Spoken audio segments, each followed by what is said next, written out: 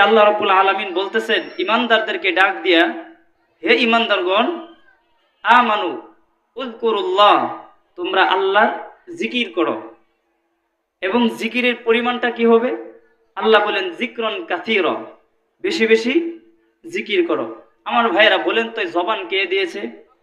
আরেকটু জোরে বলেন, এই জবান কে দিয়েছে? এই যে একে অপরের সাথে কথা বলতেছি, মনের ভাব আরেকজনের সাথে প্রকাশ করতে পারতেছি, এই শক্তিটা জবানটা কে দিয়েছে?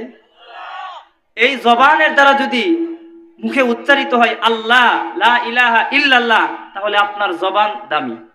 এই জবানের মাধ্যমে, অনেক কথার মাধ্যমে, হ্যাঁ, কাউকে আল্লাহ সম্মান দেয়, আবার কাউকে আল্লাহ অসম্মান দেয়। আপনাদের সামনে চক্ষুষ্মান, আমি কোনো রাজনৈতিক বক্তব্য দিচ্ছি না। এই জবান দিয়া যদি বান্দা ভালো কথা বলে, তার জন্য কল্যাণকর। আর এই জবানটা যদি কেউ গনিমত না মনে করে এই জবানটাকে অপব্যবহার করে, আমার ভাইয়েরা, আগস্টে একটা শব্দ উচ্চারিত হয়েছিল এই জবানের মাধ্যমে কোনো ব্যক্তির, কি কথাটা কি? এতটুকুই বলেছিল যে অমুকের বাচ্চারা পাবে না তো অমুকের বাচ্চারা পাবে, এরকমই ছিল। আপনারা বুঝে নিন আমার ভাইয়েরা, এই একটা কথাই জবান দিয়া, শুধু এতটুক কথা, এই কথাটাই তাকে দেশ থেকে বিতাড়িত করেছে। এজন্য আমার ভাইরা, কথা বলবো খুব সাবধানে, কারণ কখন কথা কোন দিকে চলে যায়। এরপর অনেক মাফ চেয়েছে, কিন্তু মাফ চাওয়ার পরেও আর রেহাই হয় নাই। যত মাফ চেয়েছে তত আগুন জ্বলেছে। কথা বলেন ঠিক কিনা? আমার ভাইয়েরা, যুগে যুগে যারা আল্লাহর বিরোধিতা করেছে, যারা নবীর বিরোধিতা করেছে, আমার ভাইয়েরা, আমার নবী যখন পৃথিবী থেকে চলে যায়, সাহাবায়ে কেরাম কান্নার রুল পড়ে গেছে। সাহাবীরা জিজ্ঞাসা করলেন, ইয়া রাসূলুল্লাহ, আপনি তো চলে যাচ্ছেন, আমরা কাকে অনুসরণ করব? ওগো মায়ার নবী, আপনি এমন একটা সময় আমাদের কাছে আসছিলেন, আমরা ছিলাম অজ্ঞ, আমরা ছিলাম জাহেল, নিজেদেরকে চিনতাম না, নিজেদের কোনো পরিচয় ছিল না। ওগো নবী, নিজেদের কন্যা সন্তান দুনিয়াতে আসলে হত্যা করে ফেলতাম, জীবন্ত কবরে দাফন করে ফেলতাম। ওগো নবী, আপনার আলো পাইয়া আমরা আজকে আলোকিত হয়েছি। ওগো নবী, শুধু তাই নাই, আমরা 10 জন সাহাবী আপনার সোহবতে থেকে, আপনার ছোঁয়া পাইয়া নবী আমরা দুনিয়াতে জান্নাতের সার্টিফিকেট পেয়েছি। ওগো নবী, আপনি চলে যাবেন, আমরা কাকে অনুসরণ করব? নবী আমার বলে গিয়েছিলেন, ও আমার সাহাবীরা, ইন্নাল উলামা ওয়ারাসাতুল আম্বিয়া, আমি আমার উলামায়ে কেরামকে রেখে যাচ্ছি, তোমরা যদি মানো তাহলে তোমরা কামিয়াব হবা, তোমরা যদি আলেমের চেহারা দেখো তাহলে আমির নবীর চেহারা দেখার সমপরিমাণ। বলেন না সুবহানাল্লাহ। যুগে যুগে নবীর বিরোধিতা করা মানে কার বিরোধিতা করা? জোরে বলেন, আল্লাহর বিরোধিতা করা। যারা এই যুগে, এই পৃথিবীতে, পৃথিবীর সূচনা লগ্ন থেকে শুরু করে আজ পর্যন্ত যারা আল্লাহর বিরোধিতা করেছে, নবীর বিরোধিতা করেছে, প্রত্যেকটা নবী আয়েশা দুনিয়াতে একই মেসেজ দিয়েছে, মানুষদেরকে একটা কথাই বলেছে, ইয়া আইয়ুহান নাস কুলু। আয়েশা একটা কথাই বলেছে, হে লোক সকল, খুব দরদি মাখা কথা দিয়া, কণ্ঠ দিয়া বলো, লা ইলাহা ইল্লাল্লাহ, এটা বলো, তাহলে তুফলিহুন, সফল কাম হয়ে যাবে। ভাই, যারা মানছে তারা কামিয়াব হয়েছে, আর যারা মানে নাই তারাই ব্যর্থ হয়েছে। এজন্য আমার ভাইরা, আমি যে আয়াত পড়েছি, নবী করিম সাল্লাল্লাহু আলাইহি ওয়াসাল্লামের অসংখ্য হাদিস থেকে একটি হাদিস পড়েছি। নবী বলেন, পৃথিবীর মধ্যে কাপড় ময়লা হয়ে গেলে ধোয়ার যন্ত্র আছে কিনা? সার্ফ এক্সেল, সাবান। কিন্তু আল্লাহ আমাদের কলবটা যদি মরিচিকা ধরে যায়, এটা পরিষ্কার করার যন্ত্র নবী আমার বলে দেন, লিকুল্লি শাইইন সিকালাতুন ওয়া সিকালাতুল কুলুব যিকরুল্লাহ। পৃথিবীর সব কিছু পরিষ্কার করার যন্ত্র রয়েছে, আর এই কলবটা যদি ময়লা হয়ে যায়, এই কলব পরিষ্কার করার যন্ত্রের নাম হচ্ছে যিকরুল্লাহ, আল্লাহর জিকির। আল্লাহর জিকির করতে ভালো লাগে কিনা? নবী করিম সাল্লাল্লাহু আলাইহি ওয়াসাল্লামের আরেকটি হাদিস, নবী বলেন, ক্বালান নাবিয়্যু সাল্লাল্লাহু আলাইহি ওয়াসাল্লাম, আন-নাসু মাআদিনু কামাআদিনিদ যাহাবি ওয়াল ফিদ্দাতি। নবী আমার বলেন, এ আমার উম্মতেরা, প্রত্যেকটা মানুষ পৃথিবীতে একটি করে খনির আধার। আপনারা বলবেন, কেমনে খনি? আমার ভাইয়েরা, খনি কাকে বলে? যেখান থেকে গ্যাস উৎপাদিত হতেই থাকে, এটাকেই তো খনি বলে। যেখান থেকে তেল উৎপাদিত হয়, এটাকেই তো খনি বলে। নবী আমার বলেন, আমার উম্মতের মধ্যে প্রত্যেকটা উম্মত একটি করে খনির আধার। আপনারা বলবেন, কেমনি করে খনির আধার? আল্লাহ আমাদেরকে জবান দিয়েছে, কথা বলার শক্তি দিয়েছে। আল্লাহ আর রহমান আল্লামাল কুরআন খালাকাল ইনসান। দয়াময় আল্লাহ যিনি আমাদেরকে সৃষ্টি করেছেন, সৃষ্টি করার পর কোরআন শিক্ষা দিয়েছেন, এরপর আল্লামাহুল বায়ান। এই যে কথা বলতেছি, এই শক্তি কে দিয়েছে? এই যে কথা বলতেছি, দ্বিতীয়বার আরেকটা কথা বলার শক্তি আমি বান্দার নাই। আল্লাহ যদি দ্বিতীয়বার আরেকটা কথা বলার শক্তি আমাকে না দেন, তাহলে আমারও কোনো অধিকার নাই, আপনারও নাই। এজন্য আমার ভাইয়েরা, নবী আমার বলেন প্রত্যেকটা মানুষ একটি করে খনি। কেমনে খনি? এই যে জবান দিয়া কথা বলতেছি, ও ভাই, এক সময় কথা বলতে পারতাম না। মায়ের গর্ভে আইসা, পৃথিবীতে আইসা কান্না করে দিতাম, ক্ষুধা লাগলেও কান্না করে, আর যখন প্রস্রাব পায়খানা করে তখনও কান্না করে দেই। আল্লাহ শুরুতেই কথা বলার শক্তি দেয় নাই। এক সময় বাচ্চা ধীরে ধীরে কথা বলতে আল্লাহ শিখান, জবানটা আল্লাহ খুলে দেন। এই জবান দিয়ে বান্দা কত কথা বলে। আল্লাহ বলে, বান্দা এই জবানটা দিয়ে তুমি ব্যবসা বাণিজ্য করো, উপার্জন করো, মনের ভাব আরেকজনের সাথে প্রকাশ করো। এই জবানের মাধ্যমে কত কবিতা লিখলো কবি, আর কত গবেষক গবেষণা করে এই বাংলা ভাষা দিয়ে কত গবেষণা করলো। আমার ভাইয়েরা, আল্লাহ নবী বলেন এই জবান দিয়ে আমার উম্মতেরা দুনিয়ার সব কাজ করলো, জবানটা দামি হলো না। ও ভাই, জবান, আপনার জবানটা আমার জবানটা কখন দামি হয়ে যায়? আল্লাহ বলেন, বান্দা যখন বলে জবানের মাধ্যমে লা ইলাহা ইল্লাল্লাহ, আল্লাহ বলে, বান্দা তোমার জবানটা যখন তুমি বলো আল্লাহ ব্যতীত কোনো ইলাহ নাই, আল্লাহ সবচেয়ে বড়, বান্দা যখন আমার রুবুবিয়তের স্বীকারোক্তি দেয়, বান্দার জবানটা আমার কাছে সবচেয়ে দামি হয়ে যায়। এই যে আল্লাহ জবান দিয়েছে, এই জবানের তিনটা হক রয়েছে। কয়টা হক? জুড়ে বলেন। এক নাম্বার হক হলো এই জবানের মাধ্যমে আল্লাহর জিকির বেশি বেশি করব, সব সময় মনে প্রাণে দিলে লা ইলাহা ইল্লাল্লাহর জিকির করব। দুই নম্বরে যেই হক হলো এই জবান দিয়া বান্দা কোরআন তেলাওয়াত করবা। তিন নম্বর জবানের হক হলো এই জবানের মাধ্যমে বান্দা একে অপরকে দ্বীনের দাওয়াত দিবা। বান্দা যখন তুমি নামাজ পড়তে যাবা, মসজিদ থেকে বেরিয়া আরেকজনকে মসজিদের নামাজের দাওয়াত দিবা। এই তিনটা জবানের হক যদি আমরা পালন করি, আমার জবানটা, আপনার জবানটা পৃথিবীর মধ্যে সবচেয়ে দামি জবান হয়ে যাবে। এই জবানের মাধ্যমে অযথা কথা বলা যাবে না, চুগলখড়ি করা যাবে না, মিথ্যা কথা বলা যাবে না। যদি মিথ্যা কথা বলা হয়, নবী বলেন কাফা বিল মারই কাদিবান আইয়ুহাদ্দিসা বিকুল্লি মা সামিআ। যা শুনে বান্দা তাহাই বলে বেড়ায়, মিথ্যা কথা বলে। যারা মিথ্যা কথা বলে, একটা মিথ্যা কথা বললে ৭,০০০ বছর জাহান্নাম। আমার ভাইয়েরা, এই জবানের ব্যাপারে নবী আমাদেরকে শিখাইয়া দেয়া গেলেন, এই জবানটা আপনার কাছে আমার কাছে আমানত। আমানতের যারা খেয়ানত করে তাদেরকে বলা হয় মুনাফিক। কি বলা হয়? মুনাফিকের আলামত হলো তিনটা। আয়াতুল মুনাফিকি সালাসুন ইযা হাদ্দাসা কাযাবা। মুনাফিক হলো তারা যারা কথায় কথায় মিথ্যা বলে। ওয়া ইযা ওয়া'দা আখলাফা, যারা কথার বরখেলাফ করে। টাকা পাইতেন আপনি 2 বছর আগে, 2.5 বছর 3 বছর হয়ে গেছে, এরপরেও টাকার কোনো খবর নাই, বলে অমুক দিন বলে কিনা। এজন্য আমার ভাইয়েরা, কথার বরখেলাফ করা মুনাফিকের আলামত। 3 নাম্বার হলো ওয়া ইযা তুমিনা খানা, যারা আমানতের খেয়ানত করে তাদের নাম হলো মুনাফিক। আল্লাহ বলে, বান্দা তোমার কাছে আমি জবানটা আমানত দিয়েছি, এই জবানের মাধ্যমে বান্দা কাউকে আঘাত দিবা না, কাউকে কষ্ট দিবা না। এই জবানের মাধ্যমে অযথা কথা বলবা না। বান্দা জবানটা তোমাকে দিয়েছি একমাত্র আমাকে ডাকার জন্য। ও বান্দা, পৃথিবীর সবচেয়ে বান্দা তোমাকে আমি ভালোবেসে বানাইলাম, একমাত্র আমার ইবাদত করার জন্য। বান্দা বান্দা যদি পাহাড় সম পরিমাণ গুনাহ করে আল্লাহর কাছে শেষ প্রহরে সিজদায় পড়ে আল্লাহকে একবার মালিক বলে ডাক দেয়, আমার আল্লাহ পাহাড় সম পরিমাণ গুনাহ করে যদি বান্দা আল্লাহকে ডাক দেয়, মালিক গুনাহ করেছি মাফ করে দাও। ও ভাই, দুনিয়াতে মানুষ অনেক সময় সন্তান মা বাবার কাছে ভুল করে কিনা দেখবেন, মা বাবার সামনে ভুল করলে বাবা ঘর থেকে বের করে দেয়।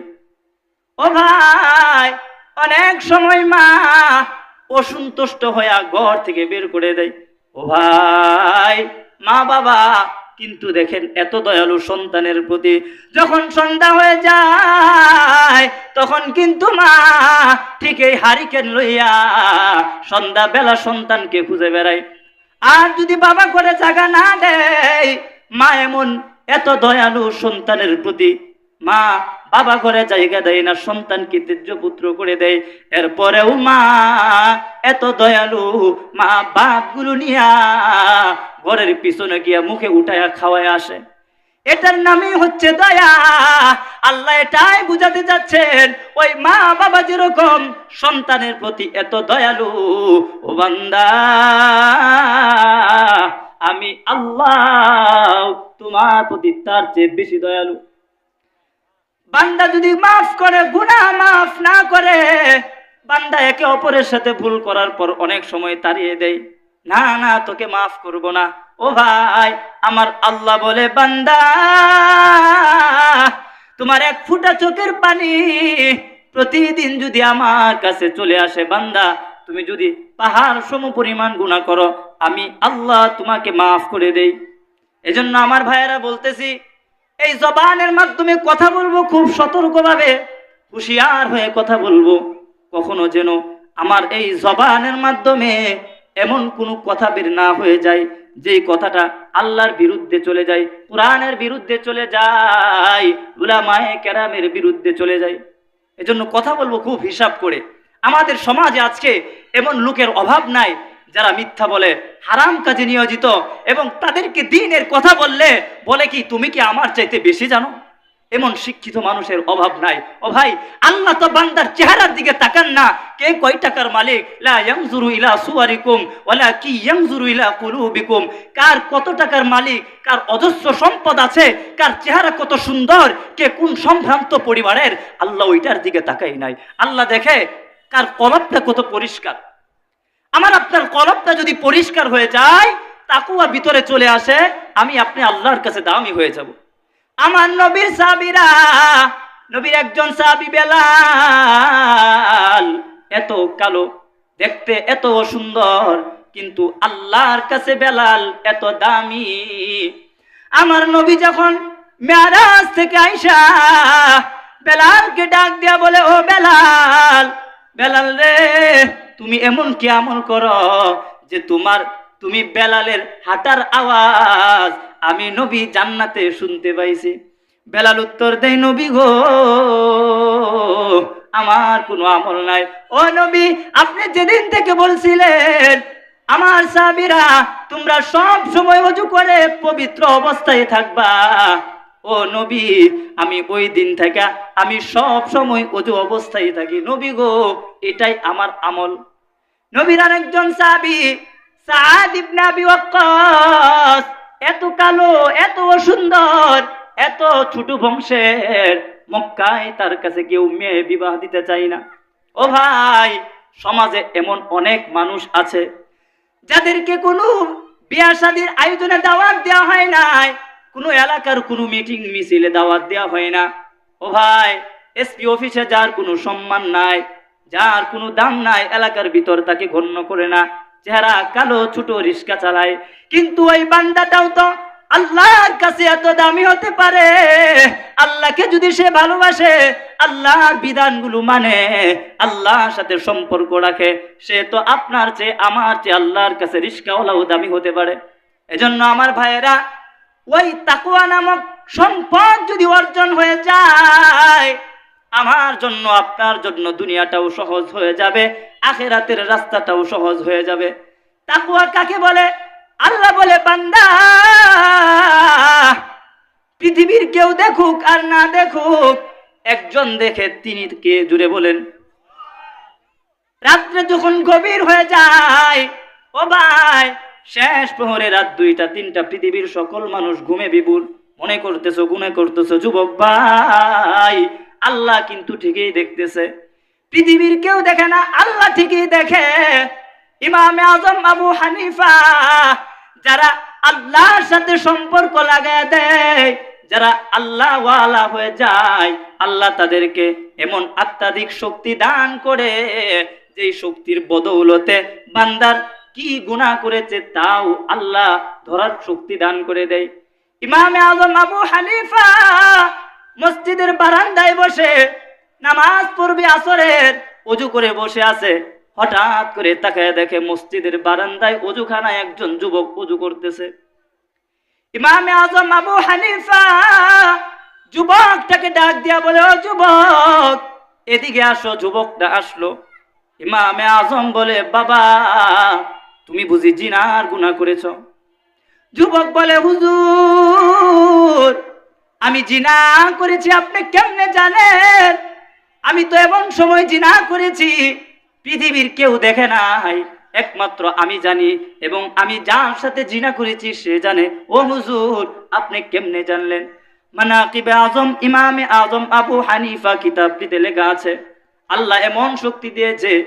এবার ইমামে আজম বলে, ও যুবক, তুমি যখন ওযু করতেছিলে, তোমার ওযুর পানির সঙ্গে তোমার গুনাহগুলো ঝরে ঝরে পড়তেছিল, আর আমি ইমামে আজম আবু হানিফা মসজিদের বারান্দায় বসে আমি সচক্ষে দেখতেছিলাম তোমার গুনাহের সাথে জিনার গুনাহগুলো ঝরে ঝরে পড়তেছিল। আমার ভাইয়েরা, কলব যদি বান্দার পরিষ্কার হয়ে যায়, আল্লাহর সাথে তার কালেকশন হয়ে যায়। আমার ভাইয়েরা, বলতেছিলাম জবানটা আল্লাহর কাছে, আমার কাছে, আপনার কাছে আমানত। এই আমানতের ব্যাপারে নবী আমাদেরকে শিক্ষা দিয়ে গেলেন। ওরে আমার উম্মতেরা, মিন বাইনি আইদি আরজুলিহিম ওয়া মিন খালফিহিম ওয়া আন আইমানিহিম ওয়া আন শামাইলিহিম। আজকে তো আমি মনে করতেছি জবানটা তো আমারই, হাত তো আমারই, চোখ তো আমারই। ও ভাই, একদিন এই হাত পা আপনার বিপক্ষে সাক্ষী দিবে। কাল কিয়ামতের ময়দানে ওই দিন হাত বলবে, আল্লাহ এই নাফরমানটাকে হাত দিয়েছিলেন আপনাকে ডাকার জন্য, আপনার ভালো কাজ করার জন্য।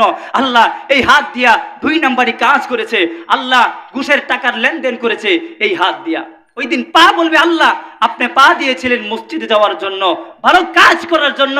আল্লাহ গো, এই নাফরমান এই পা দিয়ে আমাদেরকে ব্যবহার করে হেঁটে হেঁটে যাত্রার প্যান্ডেলে গিয়েছে, আল্লাহ খারাপ কাজ করতে গিয়েছে। চিন্তা করুন, যেদিন আপন মানুষ অপর হয়ে যাবে, ওই দিন আপনার অবস্থা কি হবে?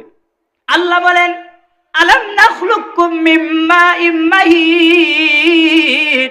ওরে বান্দা, আমি কি তোমাকে কাদামাটি থেকে বানাই নাই? আলাম নাজআল লাহু আইনাইন। তুমি কোন নিয়ামতের অস্বীকার করবা? বান্দা, আমি কি তোকে 2টি চোখ দেই নাই? ওয়া লিসানাও ওয়া শাফাতাইন। আমি কি তোমাকে 2টি ঠোঁট দেই নাই, জবান দান করি নাই? ওয়া হাদাইনাহুন নাজদাইন। আমি কি তোমাকে সঠিক পথের প্রদর্শন বানাই নাই? আমার ভাইরা, আল্লাহ আমাকে আপনাকে এত নিয়ামত দান করেছে, যেই নিয়ামতের কথা বলতে গেলে সারা রাত বললেও শেষ হবে না। নবী আমার এই জবানটাকে হেফাজত করতে বলেছেন। নবী কেমন সতর্ক ছিল এই জবানের ব্যাপারে একটু বর্ণনা দেই। নবীজি শরীর ভীষণ অসুস্থ। নবীর চাচাতো ভাই ফজল ইবনে আব্বাসকে ডাক দিয়া বলে, ও ফজল, মদিনায় সকল সাহাবীদেরকে একত্রিত করো। ফজল বলে, নবী কেন একত্রিত করব? নবী আমার বলে, ও ফজল, কেন একত্রিত করবা? তুমি আগে একত্রিত করো, পরে দেখো কি করি। ফজল গিয়া মদিনায় সকল সাহাবীদেরকে একত্রিত করলো। একত্রিত করে এবার নবী আমার সকল সাহাবীদের সামনে বলে, ওরে আমার প্রাণের সাহাবীরা রে, তোমাদের মধ্যে কি কেউ এমন আছো যাকে যে আমার কাছে টাকা পাইবা, আমার কাছে ঋণ পাও? নবী আমার বলে, এ আমার প্রাণের সাহাবীরা রে, আমি রাহমাতুল লিল আলামিন হইয়া আমি আল্লাহর কাছে বান্দার ঋণ নিয়া দাঁড়াতে চাই না। ও ভাই, হক হলো দুই প্রকার, হকুল্লাহ, হকুল ইবাদ। আল্লাহর যে হকগুলো রয়েছে, আল্লাহ তো রহমান, আল্লাহ তো সাত্তার, আল্লাহ দয়ালু, দয়ার সাগর, আল্লাহ চাইলে মাফ করে দিতে পারে। কিন্তু বান্দার যেই হক রয়েছে, আল্লাহ বলে হকুল ইবাদ, ওই বান্দা যদি মাফ না করে আমি আল্লাহ তাকে মাফ করব না। রাহমাতুল লিল আলামিন বলে, ও আমার প্রাণের সাহাবীরা রে, আমি নবী হইয়া আমি আল্লাহর কাছে ঋণী হইয়া দাঁড়াতে চাই না। পিছন থেকে একজন সাহাবী দাঁড়ায়া বলে, ও মদিনার নবী, আমি আপনার কাছে 4টা দিরহাম পাবো, 4 টাকা পাবো। নবী আমার বলে, কেমনে পাও? এবার সাহাবী বলে, ও নবী, এই তো কিছুদিন আগে আপনার দরবারে একজন ভিক্ষুক আসছিল। ও নবী, আপনি আমাকে আদেশ করেছিলেন ওই ভিক্ষুককে 4টি দিরহাম দিয়া দিতে। ও নবী, আমি আপনার কথা মেনে দিয়া দিছি। নবী আমার ফজলকে বলে, ফজল, যাও যাও, আমার পকেট থেকে 4 দিরহাম আমার প্রাণের সাহাবীকে দিয়া দাও। নবী আমার দ্বিতীয়বার সকল সাহাবীদেরকে জিজ্ঞাসা করলেন, ওরে আমার প্রাণের সাহাবীরা রে, তোমাদের মধ্যে কি কেউ এমন আছো যাকে আমি কথার মাধ্যমে আঘাত দিয়েছি বা আমার কোন আচরণে কষ্ট পেয়েছো? পিছন থেকে একজন সাহাবী দাঁড়ায় বলে, ও নবী, অমুক যুদ্ধের ময়দানে নবী আপনি উটের উপর বসা ছিলেন। নবী গো, আপনার তরবারিটা আমার গায়ে আঘাত লেগেছিল, নবী আপনি খেয়াল করেন নাই। ও নবী, আমি আঘাত পেয়েছিলাম, কষ্ট পেয়েছিলাম। এবার নবী বলে, তাহলে কি করা? সাহাবী বলে, নবী আমি ওই আঘাতের প্রতিশোধ নিতে চাই। পাশে উমর দাঁড়িয়ে আছে, আবু বকর দাঁড়িয়ে আছে। উমর বলে, ওরে সাহাবী রে, তুই কি উমরের নাম শুনস নাই? যে উমরের নাম শুনলে শয়তান দূর থেকে পালিয়ে যায়। এই উমরের তরবারির নিচে কত মায়ের কুল খালি হয়েছে, তুই কি জানোস না? নবী আমার বলে, উমর সাবধান সাবধান, পাগলামি করো না। আবু বকর কান্না করে, নবীর সাহাবী হইয়া আজকে নবীর থেকে প্রতিশোধ নেবে।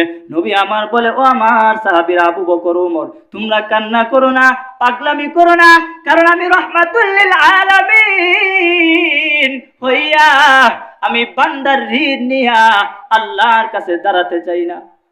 আমার ভাইয়েরা নবীর থেকে প্রতিশোধ নেবে নবীর সাহাবী হইয়া। এবার সাহাবী বলে, নবী আমি আপনার থেকে প্রতিশোধ নিতে চাই। নবী বলে, কেমনে নিবা? বলে, নবী যেই তরবারিটা দিয়া আঘাতটা লেগেছিল, নবী এই তরবারিটা দিয়ে প্রতিশোধ নিতে চাই। নবী আমার ফজলকে বলে, ফজল যাও যাও, আমার মেয়ে ফাতেমার ঘরে গিয়া দেখবা আমার যুদ্ধে ব্যবহারকৃত তরবারিটা ঘরের টানানো। গিয়া আমার মেয়ে ফাতেমাকে বলবা, ও ফাতেমা, তোমার বাবা তরবারিটা দিতে বলছে। ফজল নবীর কথা অনুযায়ী ফাতেমার কাছে গিয়া বলে, ও ফাতেমা, তোমার বাবার তরবারিটা বের করে দিতে বলেছে। ফাতেমা বলে, ওরে ফজল ভাই, আমার বাবার শরীরটা তো ভীষণ অসুস্থ, আমার বাবা এখন তরবারি দিয়া কি করবে?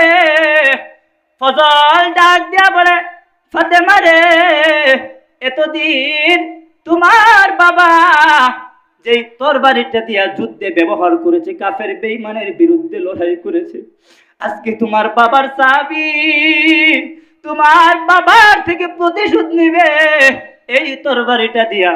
মেয়ে ফাতেমা কান্না করে আর বলে, আমার বাবা এত এতিম, আমার বাবা পৃথিবীতে আইসা আমার দাদার মুখ দেখতে পারে নাই, অল্প কিছুদিন পরে আমার বাবার মাও পৃথিবী দেখে বিদায় নেয়, আমার বাবাটা এত এতিম। দিনের দাওয়াত দিতে গিয়া তায়েফের ময়দানে, বিভিন্ন যুদ্ধের ময়দানে আমার বাবা দাঁত মুবারক শহীদ করেছে, কত আঘাত পেয়েছে, কত কষ্ট পেয়েছে। এমন এতিম নবী আমার,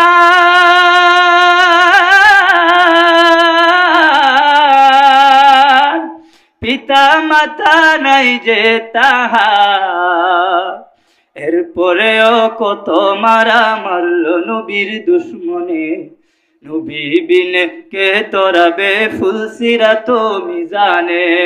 ফাতেমা কান্না করে আর সন্তানদেরকে ডাক দেয়া বলে, ও আমার কলিজার টুকরো সন্তান হাসান হুসাইন, কই তোমরা? এবার এদিকে আসো, যাও যাও ফজলের সাথে যাও, তোমার নানাজিকে নাকি তোমার কোন সাহাবী, নানাজির সাহাবী প্রতিশোধ নেবে, আঘাত দিবে। হাসান হুসাইন কান্না করে আর বলে, মা আমরা যাচ্ছি, তুমি কান্না করো না। ফাতেমার কন্যা দুঃসন্তান সন্তান ফজলের সাথে গিয়া ওই সাহাবীর সামনে গিয়া হাজির। হাসান হুসাইন গিয়া বলে, এরে নিষ্ঠুর সাহাবী, কেমন সাহাবী তুই, আমার নানার থেকে প্রতিশোধ নিবে? সাবধান সাবধান, একটা আঘাতও দিবা না নানাজিকে, কারণ নানাজি আমাদেরকে এত আদর করে। নানাজি যখন সেজদায় যায়, নবী আমার যখন নামাজ পড়তেন, নবী যখন রুকু করতেন, সেজদা করতেন, হাসান হুসাইন কাঁধে উঠা বলতো, টাট্টু ঘুরা চলো। ও ভাই, এই ছিল নবীর আদর্শ। ও ভাই, আমি কি আপনি আজকে নবীর থেকে বেশি বড় নামাজি হয়ে গেছি? নবীর সাহাবী, নবীর নাতিন, উনি ঘাড়ে উঠেছে, নবী আরো লেট করেছে। আজকে আমাদের সমাজে মসজিদে ছোট বাচ্চারা মসজিদে গেলে একটু দুষ্টামি করলে বলে, হ্যাঁ সন্তান নিয়ে, ছোট বাচ্চা নিয়ে কেন মসজিদে আসতো? দেখেন নবীর জন্য, নানাজির জন্য নাতি হয়ে কত পাগল। আমার ভাইয়েরা, এরপর হাসান হুসাইন গিয়া বলে, সাবধান সাবধান, নানাজিকে একটা আঘাতও করবা না, কারণ নানাজি যদি পৃথিবী থেকে চলে যায়, আমরা কাকে দিয়ে টাট্টু ঘোড়া চালাবো? ও ভাই, শেষ ঘটনা, কান্না রুল পড়ে গেছে। আমার প্রাণের সাহাবীরা নবীর থেকে প্রতিশোধ নেবে, প্রতিশোধ নেওয়ার পালা। যখন তরবারি নিয়া নবীকে প্রতিশোধ নেবে, ও ভাই, সাহাবীর হাত থেকে তরবারিটা পড়ে যায়। সাহাবী কান্না করে আর বলে, ও মদিনার নবী, আপনি কেমনে ভাবলেন আপনার প্রাণের সাহাবী হইয়া কেমনে আপনার থেকে প্রতিশোধ নিব? নবী গো, আপনার আলো পাইয়া, আপনার ছোঁয়া পাইয়া আজকে আমাদের জিন্দেগিটা এত আলোকিত করেছে।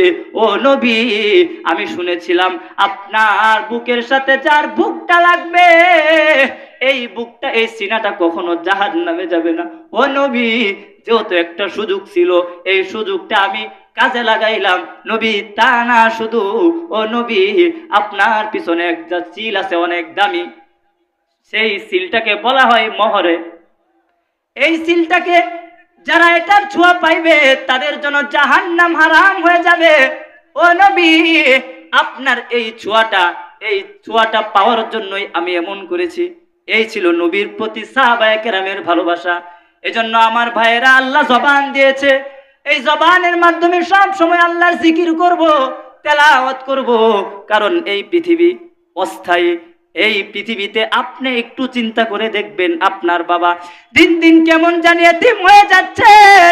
বাবাও চলে গেছে, মাও চলে গেছে, বড় ভাই চলে গেছে, ছোট ভাই চলে গেছে।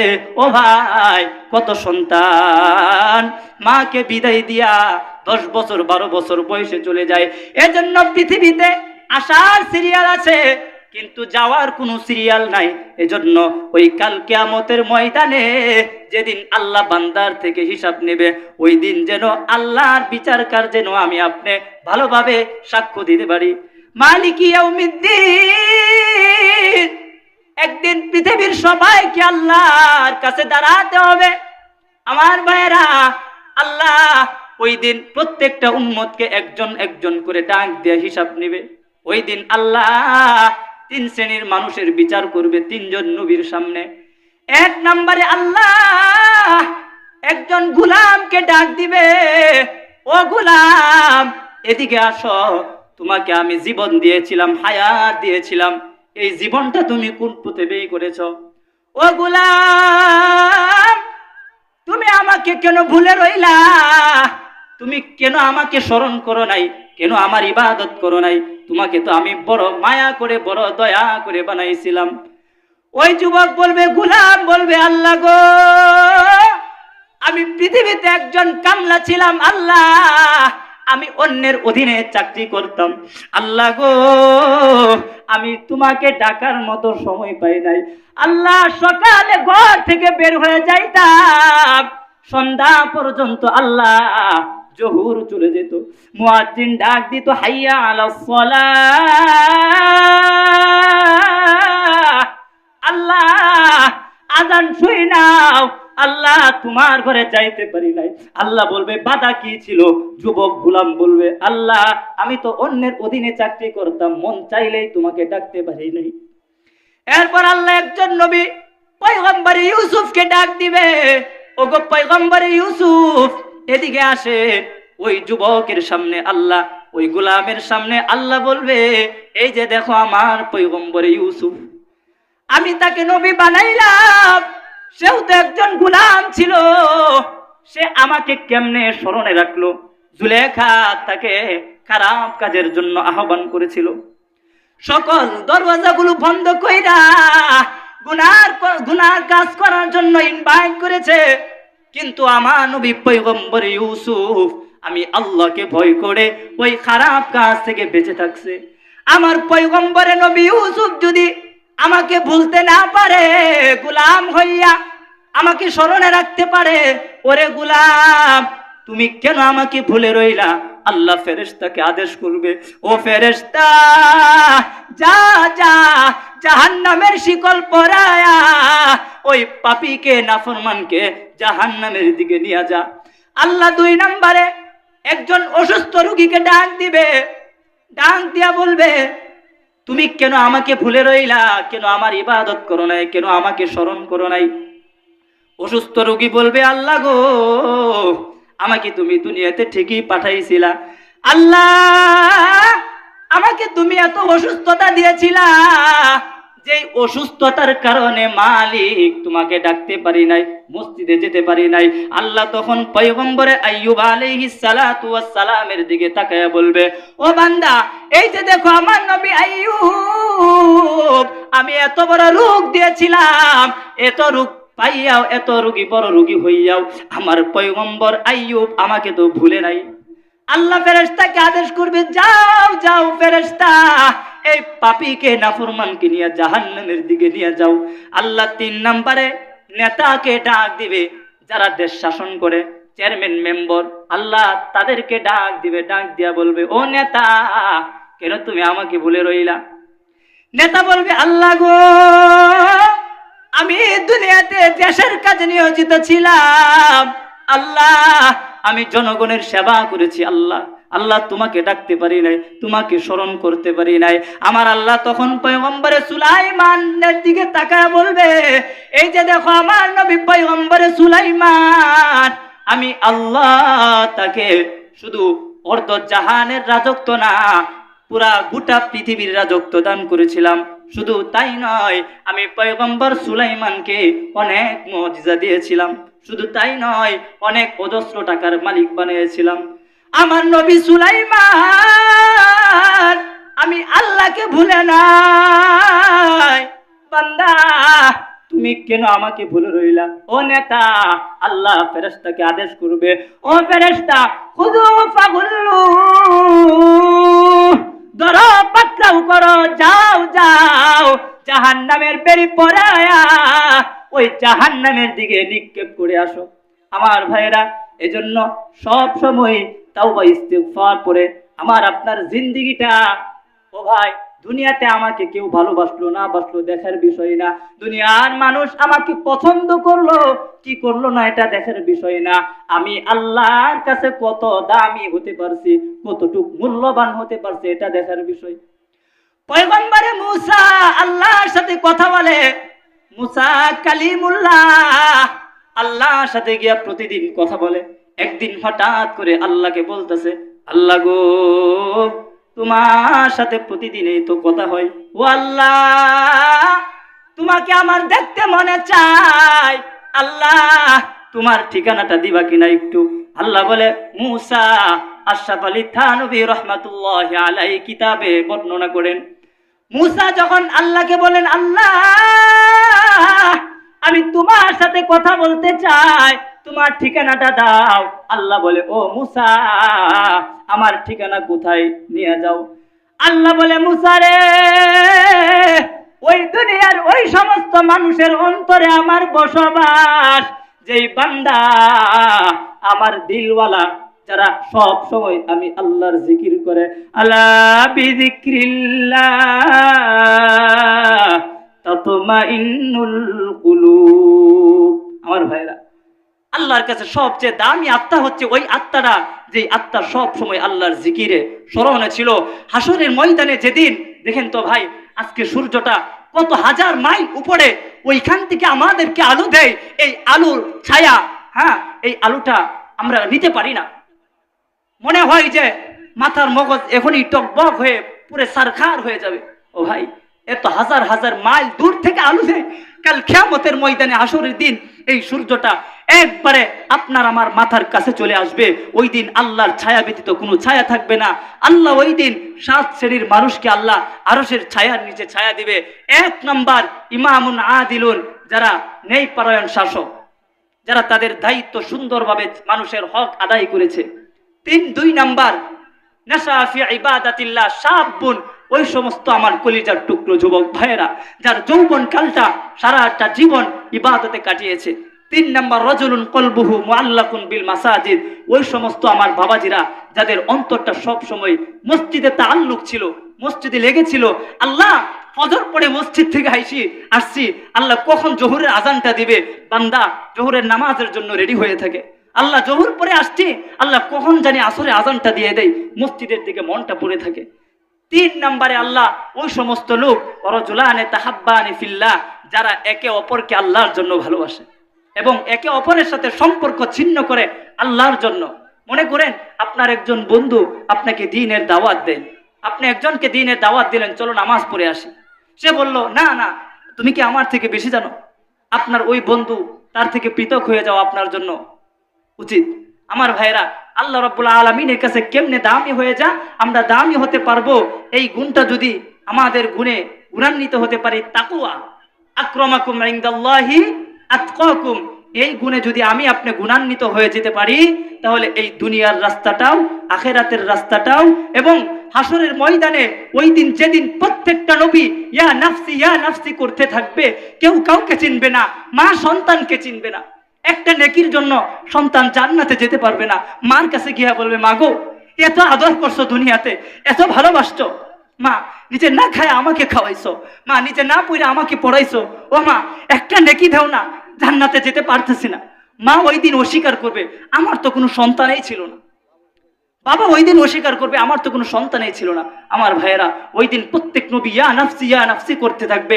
শেষ বান্দাগুলো, উম্মতগুলো, আমার নবী, আপনার নবী আকায়ে নামদার তাজদারে মদিনা মুহাম্মদুর রাসূলুল্লাহর কাছে গিয়া দেখবে আমার নবী সিজদায় পড়ে আছে, সিজদায় পড়ে কান্না করতেছে আর বলতেছে, ইয়া উম্মতি, আই আমার উম্মতের কি হবে? আল্লাহ বলবে, নবী মাথা উঠান। নবী আমার বলবে, আল্লাহ গো, আপনি যদি আমার একটা উম্মতকে জাহান্নামে দেন, আমি নবী জান্নাতে প্রবেশ করব না। এবার আল্লাহ বলবেন, নবী তুশফা, আপনি সুপারিশ করুন। এবার নবী সুপারিশ করবে। এইভাবে আল্লাহ, দেখেন নবী আমাদের জন্য কত দরদি। সেই নবীর ভালোবাসায়, নবীর আদর্শে গুণান্বিত হওয়ার দরকার আছে কিনা? সেই নবীর সুন্নাত জিন্দা করার দরকার আছে কিনা? করবো তো ইনশাল্লাহ। সেই নবীর ছোঁয়া পাইয়া 10 জন মানুষ, 10 জন সাহাবী, দেখেন কেমন নবী আমার। সেই নবীকে কি দেখতে মনে চাই না? সেই নবীকে সালাম দিতে মনে চাই না? কেমন নবী আমার। দেখেন 10 জন সাহাবী তার ছোঁয়া পাইয়া, ওনার আলো পাইয়া, সাহাবী 10 জন দুনিয়াতে জান্নাতের সার্টিফিকেট পাইয়া গেছে। ও ভাই, মনটা কি চাই না নবীর দরবারে গিয়ে একটু সালাম দিতে? কবরের পাশে গিয়া লাব্বাইক গিয়া বলতে মনে চাই না? পাইলে নিরালাই গো নবী, পাইলে নিরালাই, পাইলে নিরালাই গো নবী, পাইলে নিরালাই। 2 কদমে চুমু খাবো, 2 কদমে চুমু খাবো, চরণ দুলি মাখবো গায়। পাইলে নিরালাই গো নবী, পাইলে নিরালাই, পাইলে নিরালাই গো নবী, পাইলে নিরালাই। দয়াল নবী কত দূরে, লোহিত সাগরের তীরে দয়াল নবী কত দূরে, লোহিত সাগরের তীরে মদিনারে সোনার হরিণ, মদিনারে সোনার হরিণ আছেন তিনি সর্বদাই। পাইলে নিরালায় গো নবী, পাইলে নিরালায়, পাইলে নিরালায় গো নবী, পাইলে নিরালায়। উম্মতি উম্মতি বলে কাঁদিলেন নবী জীবন ভরে, উম্মতি উম্মতি বলে কাঁদিলেন নবী জীবন ভরে। এখনো কান্দেন নবী, এখনো কান্দেন নবী পাপী উম্মতের মায়ায়। পাইলে নিরালায় গো নবী, পাইলে নিরালায়, পাইলে নিরালায় গো নবী, পাইলে নিরালায়। দুই কদমে চুমু খাবো আমি, দুই কদমে চুমু খাবো, চরণ দুলি মাখবো গায়। পাইলে নিরালায় গো নবী, পাইলে নিরালায়। আমার ভাইরা, সময় শেষ। যে কথাগুলো বলছি, আল্লাহ তাআলা আমাদেরকে বেশি বেশি জিকির করে কলবটাকে পরিষ্কার করার তৌফিক দান করুন। সবাই বলুন আমিন। আমার ভাইরা, নবীর সুন্নাত থেকে আজ থেকে একটি সুন্নত হলে আমরা জিন্দা করবো তো ইনশাল্লাহ। আরেকটি দোয়া বলে দিচ্ছি, শেষ। বলেন আল্লাহুম্মা। আপনাদেরকে যদি বলি আপনারা 60 বছর বাঁচবেন, এখন আরেকটা ওষুধ বের হয়েছে, ওইটা যদি খান তাহলে 20 বছর বাঁচবেন। তো মোটামুটি বাড়িঘর বিক্রি করে ওইটা কেনার জন্য ফার্মেসি কিনে ফেলবেন, কিনবেন কিনা? আমার নবী বলছে কেউ যদি এই দোয়াটা পাঠ করে, হ্যাঁ, রোজার আগ পর্যন্ত যদি তার ফেব্রুয়ারির 2 তারিখ মরণ লেখা থাকে, আর আমার কোন উম্মত যদি এই দোয়াটা পাঠ করে, আমার আল্লাহ এই নবীর এই দোয়া আল্লাহ কবুল করছেন, রোজার আগ পর্যন্ত আল্লাহ তাকে দুনিয়া থেকে নেবে না। বলেন আল্লাহুম্মা, জুড়ে বলেন আল্লাহুম্মা বারিক লানা ফি রাজাবা ওয়া শাবান ওয়া বাল্লিগনা রমাদান। আল্লাহ তাআলা আমাদেরকে আমল করার তৌফিক দান করুন। আসসালামু আলাইকুম ওয়া রাহমাতুল্লাহি ওয়া বারাকাতুহু। কথায় যদি ভুল ত্রুটি হয়ে থাকে ক্ষমার দৃষ্টিতে দেখবেন।